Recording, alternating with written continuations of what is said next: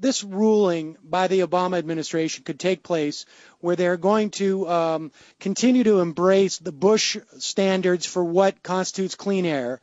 And they're doing this at the cost of literally thousands of lives a year in this country. They're doing it at the cost of literally billions upon billions of dollars of medical costs borne by the American public. They're doing it at the cost of productivity, the cost of kids suffering with asthma, and they're not even offering that the get for the country is that somehow this is going to be economically helpful, because there's no evidence to that. This is exclusively for the reason, and it's clear from these articles that show Bill Daley's involvement in this, this is exclusively for the reason, essentially, to gain more money. This is the money in this country.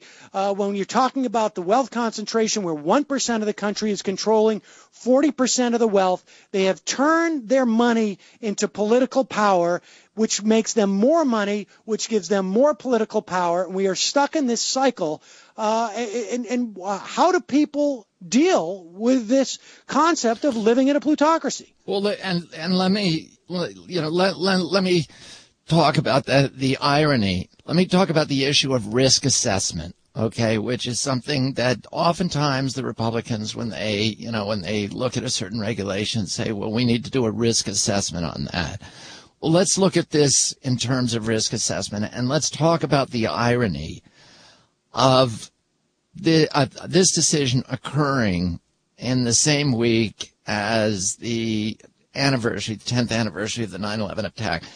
The 9/11 attack killed 2,595, or actually 2,977 Americans, or people other than the hijackers. Okay, so under 3,000. One time. We know that ground level ozone that would be prevented by this rule kills 4,300 Americans every single year. Not just once, but year after year after year after year. There are 24 million people who suffer asthma attacks at least once a year because of this, and some of them on a weekly or monthly basis. Ground level ozone, Sam, is not the same. It's the same kind of ozone as the ozone that blocks, that helps create it helps shield out ultraviolet rays when it goes up into the stratosphere. But on hot days, when combined with fuel from automobiles, it stays on the ground, and it stays near the ground where people can breathe it, and it is reactive to human tissue, to any living tissue. We know that. You can show it in labs and petri dishes and animals.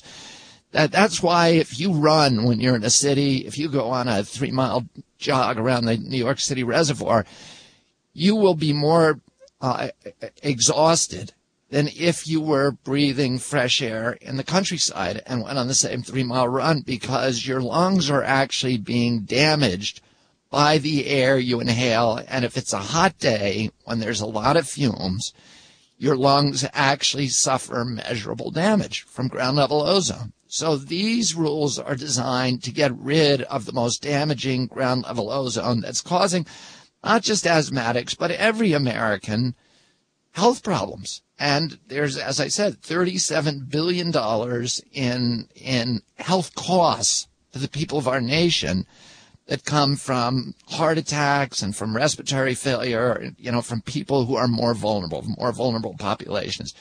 So we're killing 4,300 Americans every year. If a foreign enemy did that to our country, it would be an act of war.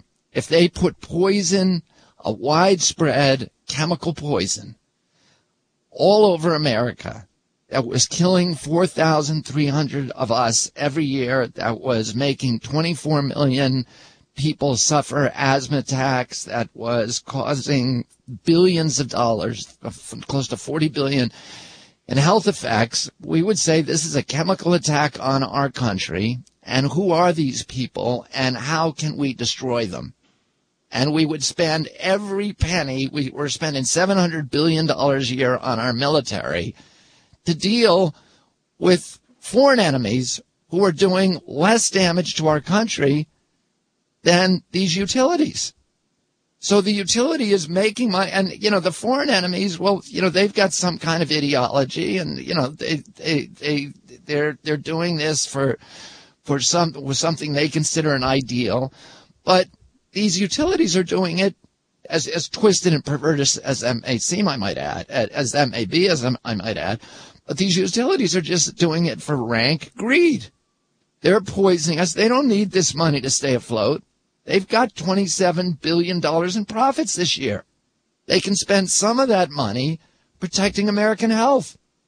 But, so if we really did the kind of risk assessment the Republicans are always talking about and saying, what is the real enemy to our values, to our quality of life, to the welfare of our people, to our pursuit of happiness and safety and security in our country?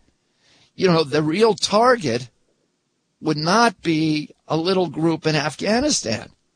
It would be people who every day, these giant corporations who are making themselves rich by destroying American health.